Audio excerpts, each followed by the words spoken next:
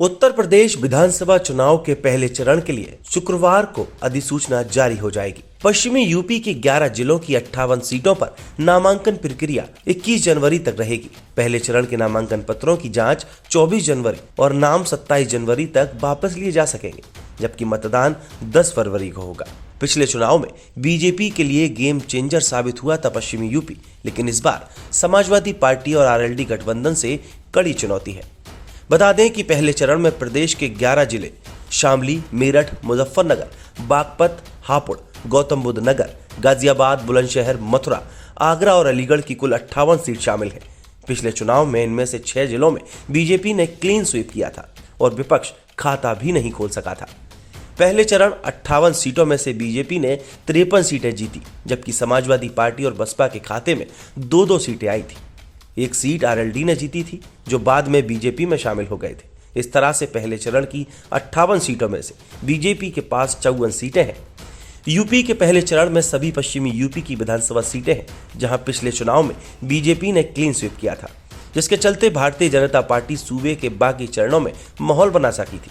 2017 के चुनाव के तर्ज पर पश्चिमी यूपी से एक बार फिर चुनाव शुरू हो रहे हैं, लेकिन इस बार बीजेपी के लिए राह आसान नहीं है। विपक्ष के लिए पहले चरण में कुछ खास खोने के लिए नहीं है, जबकि बीजेपी की सत्ता में वापसी का सारा दारोमदार टिका है। 3 कृषि कानूनों के खिलाफ आवाज बुलंद करने वाले किसान आंदोलन का गढ़ पश्चिमी यूपी रहा है। विपक्ष का मानना है कि पश्चिमी यूपी से चुनाव शुरू होने से किसानों की नाराजगी का बीजेपी को नुकसान और गैर बीजेपी दलों यानी खासकर समाजवादी पार्टी और राष्ट्रीय लोकदल गठबंधन को सियासी फायदा मिल सकता है। ऐसे में बीजेपी को अपनी सीट बचाने और गैर बीजेपी दलों को अधिक सीट पाने की जंग में जोर आजमाइश शुरू करनी होगी। वहीं विधानसभा चुनाव के पहले चरण में ही सपा और आरएलडी गठबंधन की दोस्ती की भी परख होगी। मुजफ्फरनगर दंगे के बाद आरएलडी से छिटका वोट बैंक किसान आंदोलन के बाद एकजुट माना जा रहा है। जाट और मुस्लिम मुजफ्फरनगर की खलिश बुलाकर साथ तो आए हैं, लेकिन बूथ पर यह कितना कारगर होंगे, ये देखने वाली बात होगी। साल 2017 में चुनाव में आरएलडी अकेले लड़ी थी, जबकि समाजवादी और कांग्रेस साथ थे।